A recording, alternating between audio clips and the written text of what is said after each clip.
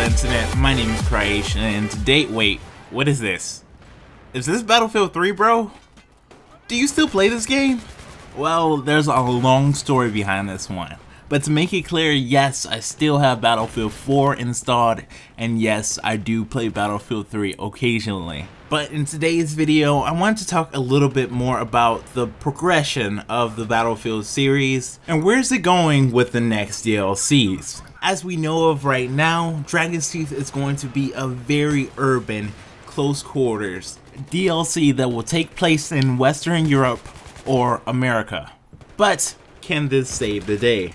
And I use that term very vaguely because I no longer think that it's just a surface issue going on in Battlefield 4, but I think it's more of an engine problem. And even if there's a new paint on top of the car still doesn't run. It looks nice, looks beautiful, but there are some internal issues that without strapping the car down and probably starting from new, unfortunately, it's always going to be some type of issue, whether it's now or it's in 2 months. Something is going to go wrong. And what DICE is doing right now is that they're duct taping problems, temporary fixes, and it end up making everything really worse. So let's pull out a hypothetical situation. Let's say Dragon's Teeth releases with the best 4 maps of the Battlefield series, and we are now put into a close quarters fight with just how the game operates. Do you think if Dragon's Teeth was released today, even though it had the best maps of all time, would you have fun? Or would you be frustrated? Because what I see right now is that trade kills are OP, and that didn't really happen as much in Battlefield 3 closer to the end of its cycle as much as is happening now in Battlefield 4.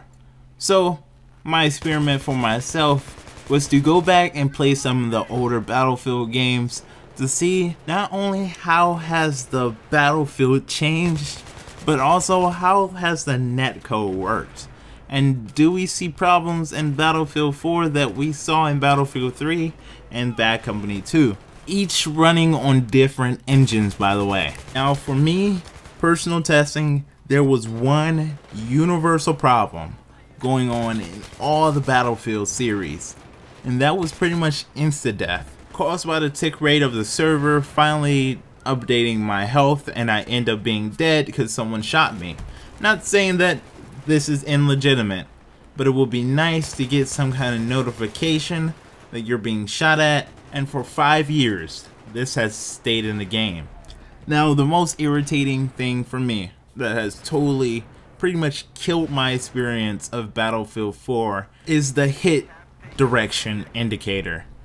It just points to random directions, or sometimes it's the opposite, and it's just something I just start to ignore.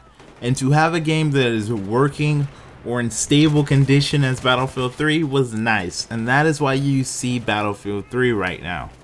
Not saying that the next video won't be Battlefield 4, because I can guarantee 100% that it is. But what needs to change?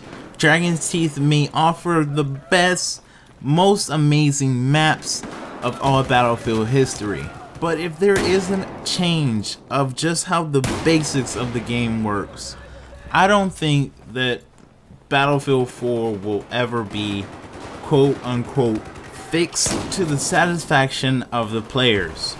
Dragon's Teeth is probably going to be the best DLC so far.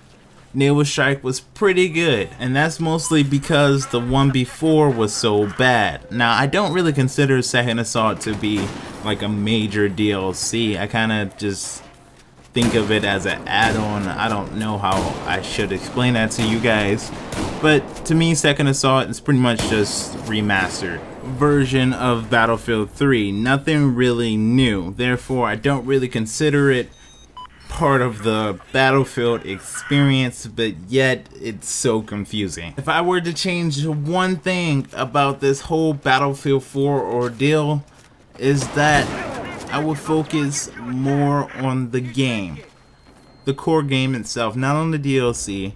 Now, a few months ago, DICE announced that they were going to stall DLC until the core game was working, and then we saw that DICE didn't get a really good response from investors, even though like they never really even did anything. It was really just riot control.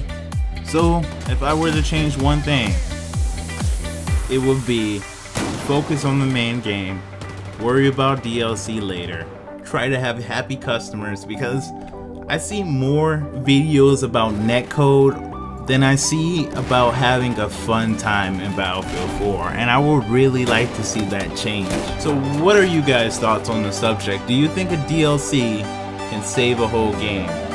But until next time, I'll see you on our next adventure. Stay creative.